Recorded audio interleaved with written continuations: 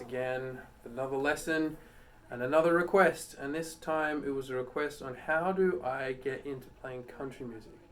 Now last year I did a video on how to get into playing country music, but the angle of today's lesson came from a guy who's a blues guitar player who wants to start incorporating country elements into his blues playing, but he just keeps sounding like a blues player.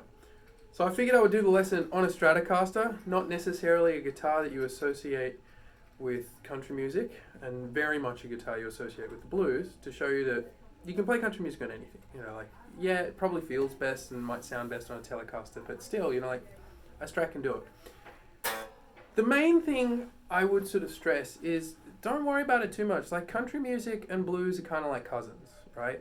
They're not exactly the same, but they're not that different. The main difference, like, there are superficial differences, you know, the type of guitar, the type of clothing, the type of lyrics, the tone of voice. They're all superficial things.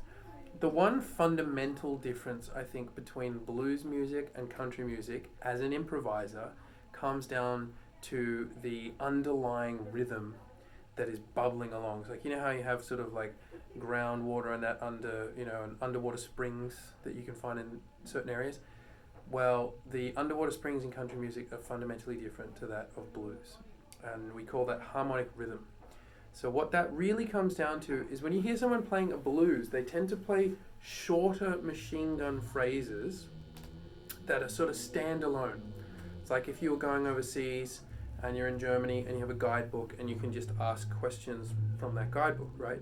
Whereas country music has more in common with jazz from a phrasing and rhythm point of view, that they tend to play longer phrases based on eighth notes, and they play through the chords. So if you go from an A to a D chord in country music, you have to change and go with it.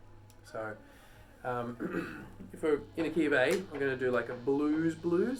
You get phrases like this.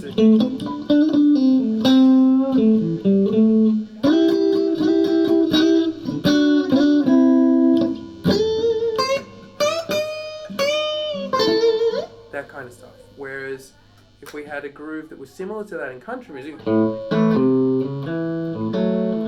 play longer phrases.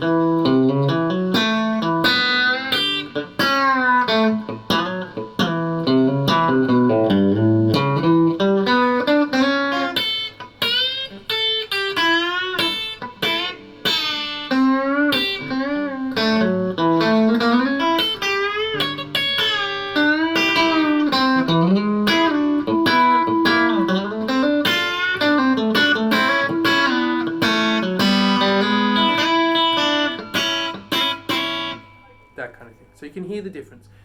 That's something that takes just a little bit of time to get the hang of, like learning a language. You know, you can go to Berlin, you get your guidebook, you can ask where the train station is and that, but if you want to be able to speak German fluently, and then you want to go to that next level where you pick up an authentic accent and you can understand the humor in that language, it just takes time. You probably need to live in Berlin for at least 1 or 2 years in order to do it. So that's the main thing. To really understand the rhythmic foundations of country music, you need to play a lot of it, you need to listen to a lot of it. But if you want to make a couple of changes just to get into it, first of all, get used to playing on the back pickup most of the time, okay? That is going to instantly make you sound more country music, and use these two fingers if you're a pick player. There's not a lot of country guitar players that play all pick. There are some that are more pick heavy, like say Kenny Vaughan and Marty Stewart, and they're like great flat pickers. But a lot of them, a lot of the guitar players out there, really spank the strings and they get that chicken picking sound. So you could take a standard blues lick and change the way you play it and the tone, and it's going to sound kind of different. So if you had just a blues lick like this, so, and if I do the, it's more or less the same lick, but it sounds quite different because I've changed a lot of the aesthetics of that sort of lick. And I'm really spanking, I'm getting underneath the strings so that they slap against the fretboard. That can be quite easily done, and the next thing is when it goes to D, like in the context of an A blues, find D licks and play those D licks.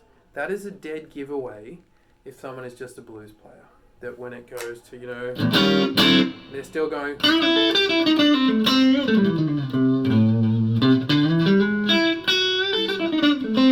It doesn't sound bad in blues when you sort of stay more or less just in the minor pentatonic of the key you're in. But in country music, it just doesn't sound right. When I played those blueses earlier, hopefully you could hear when the chords change. So I got my A.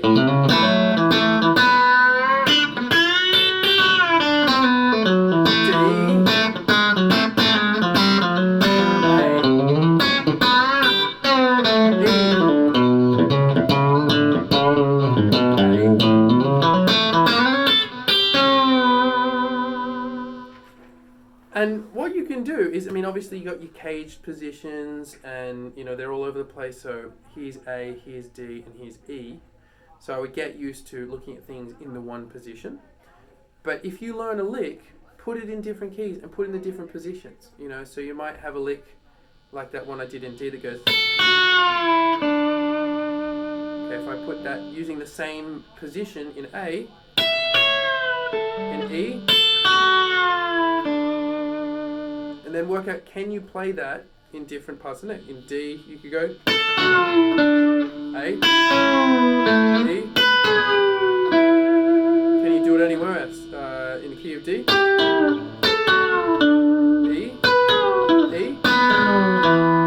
A. That just gives you options. So it means that if you played this first one here in the key of D, for example, and then you wanted to continue that motive and you wanted to play it in the key of A, you don't have to go up here. You could go. The flow of the line is better. It's not interrupted by a huge leap. And it's easier for you to do. You don't have to move around as much. So there are a couple of really, pardon me. There's a couple of really easy things that you can do to just southern fry your blues playing a little bit. Change your tone, change the way you play, and change the way you think. Listen to guys like Brent Mason, Albert Lee. They're the real Danny Gatton. Danny Gatton's a really good guy that straddled a bunch of different genres. So listen to them and just see how they kind of integrate those styles, particularly if you can find them playing a blues. Vince Gill's another really good one. There's a song that the Players do called Don't Try This at Home, which is like a kind of modern jazz country tune, but it's got a blues in the middle of it, which is fundamentally just a slow blues. But Vince Gill does the most country sounding blues you'll hear. He's got beautiful, it's like a 53 or 54 telly, great tone, great phrasing. It's not all out straight ahead country playing, but it's certainly like the countryest blues you've ever heard, if you know what I mean. So go through and check that kind of stuff out. It's playing along with some country songs, learning some solos. There's a guy on YouTube called Levi Clay who's been transcribing a Brent Mason solo each day, or did do that, I think, in 2020. So they're all up there, going through and working out those solos so that you've got a vocabulary of,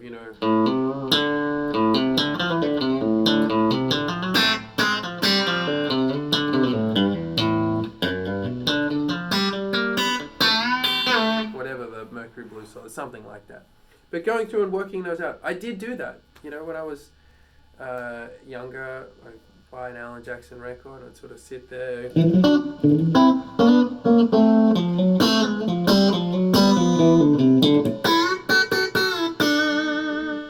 And just amass, 10 country licks, put them into different keys in different positions, work them into your blues soloing. So, you might be doing a sort of standard blues, like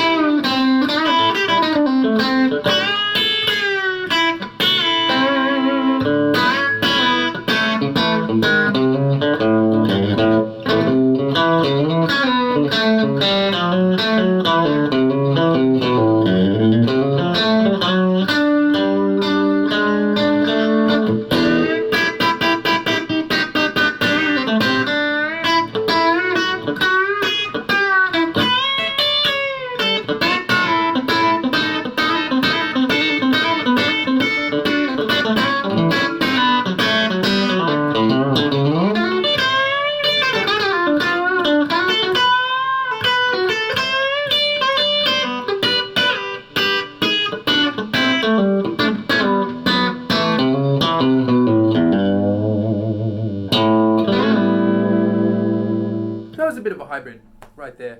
But guys, check it out. It's not that hard. It's a really useful thing to be able to have. It'll make you stand out on the bandstand, particularly if you're in a jam context.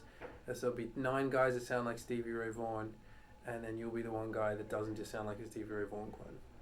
So if you got any lesson requests, drop a comment, and please hit subscribe, the like button, and I'll catch you cats next time.